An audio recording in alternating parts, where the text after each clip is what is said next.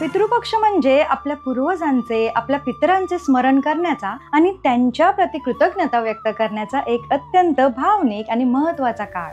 या काळात आपण त्यांच्या नावाने श्राद्ध करतो, नैवेद्य दाखवतो आणि त्यांच्या आत्म्याला शांती मिळो यासाठी प्रार्थना करतो. पण तुम्हाला माहित आहे का की या नैवेद्याच्या ताटात बनवली जाणारी प्रत्येक भाजी ही विचारपूर्वक निवडलेली असते. या मागे एक मोठं शास्त्र आहे. आपण रोजच्या जेवणात ज्या भाज्या खातो त्या सर्व भाज्या पितरांना अर्पण करता येत नाही. असं म्हटलं जातं की चुकीच्या भाज्यांचा नैवेद्य पितरांपर्यंत पोहोचतच नाही किंवा ते तो स्वीकारतच नाही. पण असं का? काही ठराविक भाज्या पितरांना का प्रिय आहेत? पितृपक्षाच्या नैवेद्यात कोणत्या भाज्या आवर्जून केल्या जातात? याच भाज्यांची निवड का केली जाते यामागे काही वैज्ञानिक किंवा आध्यात्मिक कारण आहे का? आणि सर्वात महत्वाचं म्हणजे कांदा आणि लसूण या काळात पूर्णपणे वर्ज्य का मानले जातात? चला आजच्या व्हिडिओमध्ये आपण पितरांच्या जेवणामागचं हे शास्त्र आणि रहस्य जाणून घेऊया. पण त्याआधी व्हिडिओला एक लाईक नक्की करा. सर्वप्रथम हे लक्षात घेऊया की या वर्षी 2025 मध्ये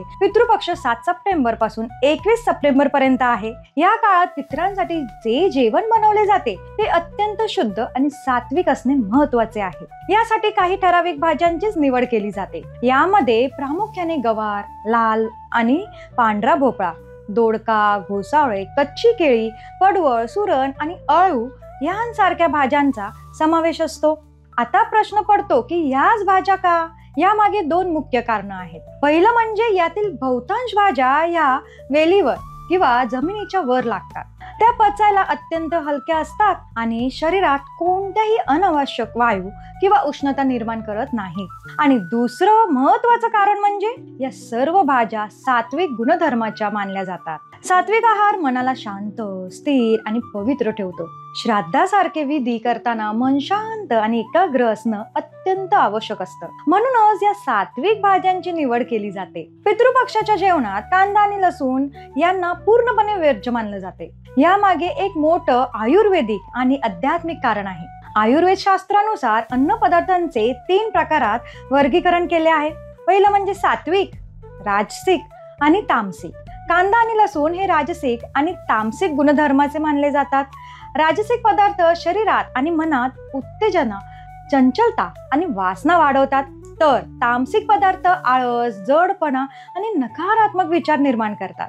श्राद्धाचा विधी हा पूर्णपणे आध्यात्मिक असून तो अत्यंत शांत, पवित्र मनाने आणि श्रद्धेने करायचा असतो. कांदा आणि लसणासारखे पदार्थ आपल्या मनाची ही एकाग्रता आणि सात्विकता भंग करतात. ते आपल्या भावनांना उत्तेजित करतात, ज्यामुळे मन प्रार्थनेपासून विचलित होऊ शकते. म्हणूनच पूजेच्या नैवेद्यात आणि पितरांच्या जेवणात शुद्धता आणि सात्विकता टिकून ठेवण्यासाठी कांदा आणि लसूण यांचा वापर टाळला जातो. ज्याप्रमाणे काही भाज्या आवर्जून केल्या जातात त्याचप्रमाणे काही भाज्या या काळात आवर्जून टाळल्याही जातात. यामध्ये वांगी, भेंडी, गाजर, मुळा, शेवगा यांसारख्या भाज्यांचा समावेश असतो. तसेच पालेभाज्यांमध्ये पालक, मेथी आणि मोहरीची भाजी यांसारख्या भाज्याही श्राद्धात वापरल्या जात नाहीत. यामागे विविध कारणे आहेत. वांग्यासारख्या काही भाज्या तामसिक मानल्या जातात. गाजर आणि मुळा यांसारखी कंदमुळे जमिनीत खोलवर वाढतात आणि त्यांना काढताना अनेक सूक्ष्म जीवांची हिंसा होते, म्हणून ते टाळले जातात. भेंडी चिकट असते, तर शेवग्यासारख्या काही भाज्या शरीरात उष्णता वाढवतात. थोडक्यात ज्या भाज्या पचायला जड आहेत, शरीरात किंवा मनात कोणत्याही प्रकारची अनावश्यक उत्तेजना निर्माण करतात किंवा ज्यांच्यामुळे सूक्ष्म जीवांची हिंसा होण्याची शक्यता असते, अशा भाज्या पितृपक्षाच्या नैवेद्यात आवर्जून टाळल्या जातात. आता पितृपक्षातील नैवेद्याची थाळी ही अत्यंत सात्विक पद्धतीने बनवली जाते. यात कांदा लसूण नसतो. मसाल्यांमध्येही फक्त जिरे, हिरवी मिरची, आले आणि काळी मिरी यांचाच वापर केला जातो. जेवणासाठी साध्या मिठाऐवजी सेंधव मिठाचा वापर करणे अधिक शुद्ध मानले जाते. या थाळीत साधारणपणे 5 प्रकारच्या भाज्या, वरण भात, खीर, गव्हाची किंवा दुधाची, पुरणपोळी आणि तळण्यासाठी कुरडई किंवा पापड यांचा समावेश असतो. ही थाळी म्हणजे फक्त एक जेवण नाही, तर ती आपल्या पूर्वजांप्रती असलेली श्रद्धा आणि आदराचे प्रतीक आहे. प्रत्येक पदार्थ हा पूर्ण स्वच्छतेने आणि पवित्र मनाने देवाचे नामस्मरण करत बनवला जातो.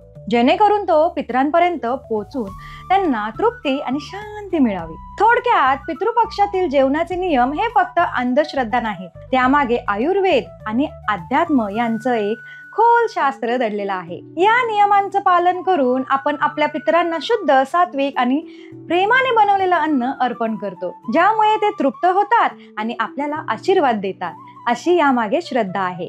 बाकी ही माहिती आवडली असेल तर जास्तीत जास्त शेअर करा. तसेच व्हिडिओला लाईक करा आणि प्रणितच विश्वाला आत्ताच सबस्क्राईब करा.